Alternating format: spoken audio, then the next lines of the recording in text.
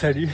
Aujourd'hui commence une longue série de travaux dans lesquels j'excelle, comme tu as pu le voir dans la dernière vidéo. Avant que je commence à mettre les mains dans les câbles, je voulais m'excuser auprès de tous les électriciens parce que vous allez voir, je n'y connais absolument rien. Il y a sûrement des choses que je vais pas faire dans les règles de l'art. Comme je n'y connaissais rien, il a fallu faire les choses simples. Vous allez me dire, waouh, c'est étonnant, mais j'ai été chez MyShop Solaire. MyShop Solaire, c'est quoi? C'est une entreprise qui vend des kits déjà tout préparés avec des conseillers qui te conseillent du coup, qui sont des ingénieurs en énergie solaire. Bah c'est génial en fait. Je sais pas si c'est cher ou si c'est pas cher par rapport au reste du marché parce que je te le dis, j'y connais rien. En tout cas, c'est efficace. Tu dis ce que tu veux, ils te font un devis, ils te dimensionnent tous tes appareils et après ils te vendent tout sous le format d'un kit.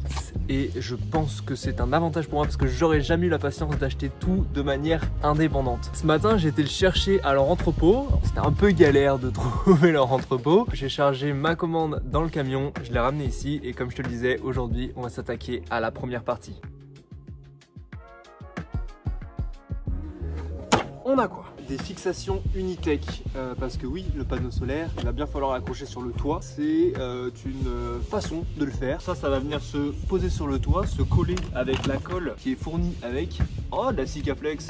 Ça faisait longtemps, tiens. Le panneau solaire va être mis à l'intérieur là et hop, il va venir se faire bloquer. Hop, bloqué parce qu'il ne faut pas qu'il disparaisse. Un camion ça va sur la route, ça roule à 130 km/h. Je pense que si le panneau solaire s'arrache à une vitesse pareille, il scalpe le mec qui est derrière. L'idée de faire un van, c'est de vivre un peu à l'extérieur. On va éviter la zonzon. Ensuite, un passe-toit. C'est une manière de faire passer les fils de l'extérieur à l'intérieur tout en gardant une étanchéité la plus complète possible. On a aussi ces deux connectiques qui vont permettre de se connecter directement sur le panneau solaire. De ces connectiques partiront ces deux gros fils là, qui font je crois 10 mètres. On est large pour aller le mettre n'importe où dans le camion. Ton panneau solaire, tu ne vas pas pouvoir directement le brancher à tes batteries.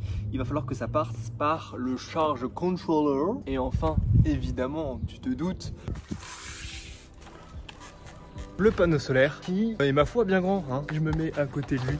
Oh là là là là.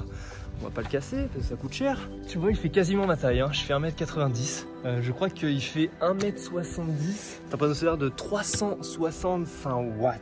Voilà, je te dis ça comme si je savais ce que ça représentait. Mais d'après MyShop Solaire, ça va satisfaire mes besoins. Bon, et bien sans plus attendre, on va se lancer dans le montage de tout ça. Nous voilà sur le toit avec le panneau solaire qui est disposé à blanc pour le moment, à l'endroit où il devra être par la suite. On fait face au premier problème. Là, sur le toit, c'est pas droit. Et les fixations pour accrocher le panneau solaire, évidemment, ne rentrent pas dans ces espaces. Sinon, c'est pas drôle. Comme on peut le voir là, il y a un trou. Je peux presque passer un bout de doigt. Le truc, c'est que je peux pas coller. On n'oublie pas le panneau solaire sur le toit. Le panneau solaire s'envole, ça va dans la tête du mec qui est derrière. À moi s'offrent deux possibilités. Soit je rembourse cet espace là entre les deux afin que la fixation se colle sur le dessus. Soit je viens découper une petite partie là pour que la fixation elle tombe dans le trou et qu'elle soit complètement posée à plat et que ça tienne. Je pense que je vais opter pour la deuxième position parce que j'ai pas envie de coller un truc sur le toit et de coller la fixation sur le truc qui est collé sur le toit. Je pense que ça va faire trop de couches et de couches et de couches et donc ça multiplie le risque que ça se barre.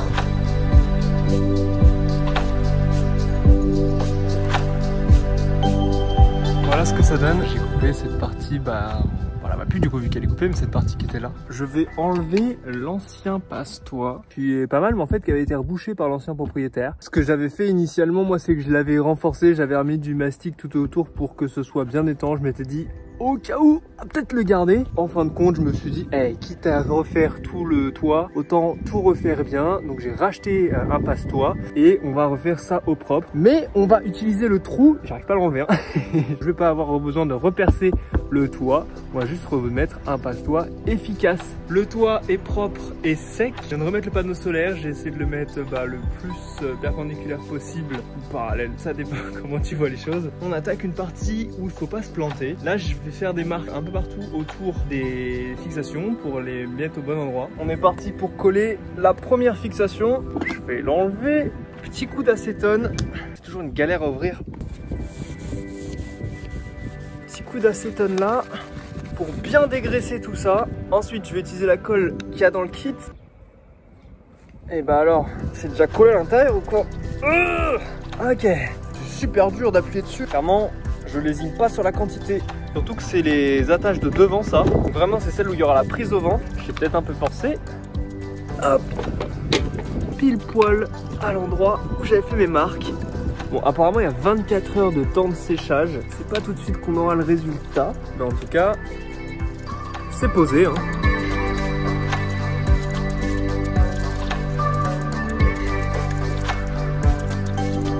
On est le lendemain de la pose des fixations. C'est fragile, ça bouge un peu. Tout ce qu'on va faire, c'est qu'on va directement visser les fixations dans le toit. Et puis on va faire un bon joint pour éviter les infiltrations d'eau. Ça m'enchante pas plus que ça cette histoire, mais bon.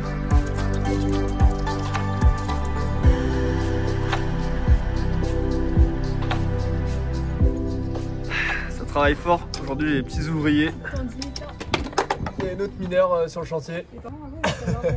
Le panneau solaire est posé. On a Sikaflexé tout le bord pour faire un joint bien étanche. Je sais pas qu'il y ait de l'eau qui se mette en dessous et qui vienne avec le temps enlever la colle. Kams fait des folies. Je viens de faire passer les deux câbles, hop, dans le trou du toit. Et donc ils ressortent par-dessus. De l'autre côté, on a les câbles du panneau solaire avec le plus et le moins. On va installer les raccords pour venir se plugger sur la prise mâle et la prise femelle ici. Et du coup, on va devoir les installer au bout de ces deux câbles. Le plus et le moins. Et bam! Et là, on a la batterie. Entre les deux, il va falloir mettre le MPPT 100. Donc comment ça marche cette petite bête? Alors je sais pas comment ça fonctionne à l'intérieur, mais en tout cas je sais ce que nous on va devoir faire. Il va falloir brancher d'abord pour commencer la batterie, et puis ensuite on va brancher le panneau solaire. Il y a un petit sigle Bluetooth et ça te permet de donner ta production solaire, combien tu consommes et est-ce que c'est efficace ou pas. Bon, je suis sûr il y a plein d'autres choses sur l'application.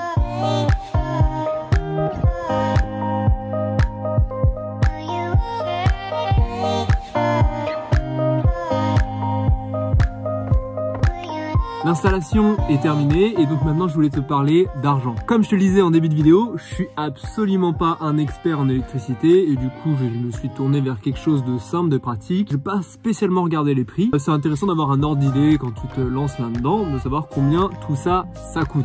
Ouais, j'ai ma petite facture devant moi, c'est quand même plus simple. Le panneau solaire de 365 watts qui est de la marque LG, c'est un Néon 2, m'a coûté 325 €. Avec ça, il faut les bobines de câbles qui font chacune 10 mètres et qui sont de 6 mm² de section. Ça m'a coûté 15 € chaque bobine, donc 30 €. Il fallait aussi les connecteurs pour pouvoir connecter le panneau solaire à mes bobines de câbles et ça coûte 4,50 €. Le tout qui passe dans le passe-toit, 12 €. Arrive au MPPT le régulateur de charge qui lui n'est pas donné ma foi, 234,59 €. Et par la suite, les câbles continuent jusqu'à ma batterie. Donc dans les batteries, je vous laisse regarder un petit peu ce qu'il existe. Mais il y a des batteries AGM, il y a des batteries gel, il y a des batteries lithium. Pas les mêmes caractéristiques, elles n'ont pas le même prix non plus. La mienne, c'est une batterie gel de 150 ampères-heure et elle m'a coûté 469 €. Et enfin, le dernier élément, c'est les fixations qui permettent de tenir le panneau solaire sur le toit, 89 €. Un total de 1164,09 €. La vidéo touche à sa fin. N'oublie pas que tu peux me suivre sur mon Instagram qui s'affiche juste là. Tu peux aussi t'abonner à la chaîne parce que comme tu peux le voir, il y a encore plein de travaux à faire et donc plein de nouveaux épisodes. Et moi, je te dis à bientôt. Allez, salut, salut!